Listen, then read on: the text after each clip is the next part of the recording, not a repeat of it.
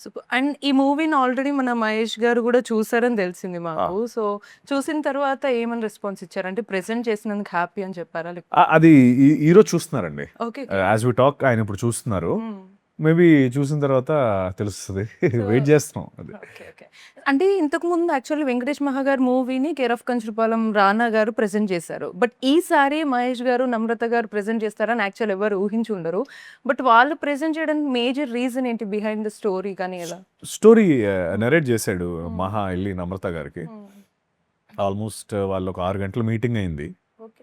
మొత్తం అన్ని డౌట్స్ అడిగి, ఇది క్లారిఫికేషన్ ఇచ్చుకొని ఒక 6 గంటల తర్వాత బయటకొచ్చి థమ్స్ అప్ మెసేజ్ పెట్టాడు నాకు. జేఎంబీ ఈజ్ ఆన్ అని. అప్పుడు చాలా హ్యాపీ అనిపించింది. అంటే ఇంత పెద్ద స్కేల్ ఉన్న అంటే స్కేల్ అంటే కథగా దీనికున్న కెపాసిటీకి ఒక జేఎంబీ లాంటి ఒక ఫోర్స్ యాడ్ అయితే ఇది ఎక్కువ మందికి రీచ్ అవుతదని మాకు చాలా హ్యాపీ అనిపించింది. ట్రూ. ట్రూ. అండ్ అంటే ఒక రకంగా మీరన్నట్టుగా మేబీ ఇంతకుముందు మీరు చేసిన క్యారెక్టర్స్ అన్నీ కూడా వర్సటైల్ పెర్ఫార్మన్స్ ఇచ్చినప్పటికీ, సూపర్బ్ స్టోరీస్ ఉన్నప్పటికీ గూడా, దీనికి ఐ మీన్ మీ స్పీచ్‌లలో గూడా కొంచెం డెఫినిట్‌గా ఇది డెఫినిట్ ఒక సూపర్ హిట్ అవుతుంది అనే కాన్ఫిడెన్స్ కనిపిస్తుంది. యాహ్! ఎందుకు? అంతేనండి. సినిమా ఇచ్చిన కాన్ఫిడెన్సే. వేరేగా కొని తెచ్చుకుందేం గాదు. హ్మ్. సినిమా ఆ కాన్ఫిడెన్స్ ఇచ్చింది.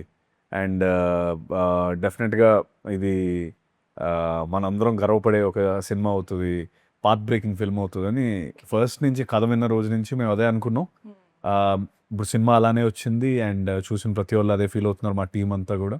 అండ్ జూలై 3కి ఐ ఫీల్ బికాస్ అంటే మేజర్‌గా అంటే ఓహ్, ఇలాంటిది ఒకటి ట్రై చేసినప్పుడు ఎక్కువ ఏమనిపిస్తదంటే ఆహ్, డెవలప్ చేయాలి.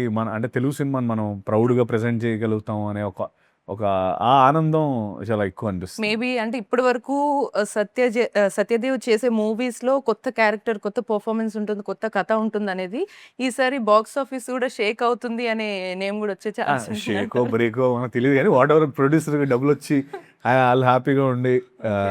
ఉంటే చాలు. అంటే అంతకంటే ఇంకా బిగ్గెస్ట్ హ్యాపీనెస్ ఏముండదు. ఆ! రైట్. Waiting for that. అంటే మోర్ దెన్ నాకు నా పెర్ఫార్మన్స్ బావుంది. లేపోతే నా ఇది బావుంది. హ్మ్. ఆహ్, ఆహ్, వ రామప్ప క్యారెక్టర్ బావుంది అనే కంటే నాకు డబ్బులొచ్చాయి అనే ప్రొడ్యూసర్ హ్యాపీగా ఉన్నాడన్నది ఇంకా ఎక్కువ హ్యాపీగా అనిపిస్తుంది. అంటే అవునా? యాహ్!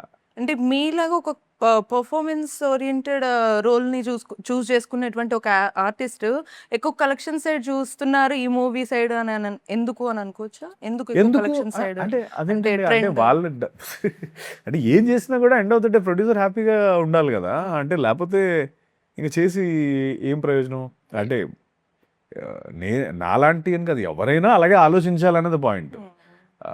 మనం మనం చేసేసి ఎళ్ళిపోతాం అని అనుకోవడం కరెక్ట్ కాదు గదా! వాళ్ళు పాపం ఓకే. కష్టపడి ఆళ్ళెవరిపైనా డబ్బులు పెట్టొచ్చు కదా! హ్మ్. మనమేం ఆళ్ళ అల్లుడు గాదు, ఆళ్ళ కొడుకు కాదు, ఏమీ గాదు. ఎండ్ ఆఫ్ ద డే ఎంతో కష్టపడి తీసుకొచ్చిన డబ్బు హ్మ్. వాళ్ళొక డైరెక్టర్ పైన, హీరో పైన పెట్టి సినిమా తీస్తున్నారంటే నాకు వాళ్ళంటే చాలా రెస్పెక్ట్. హ్మ్. చాలా నేను వాళ్ళని ఎక్కువ రెస్పెక్ట్ ఇస్తాను. హ్మ్. వాళ్ళకి డబ్బులు రావాలని కోరుకుంటాను. అది.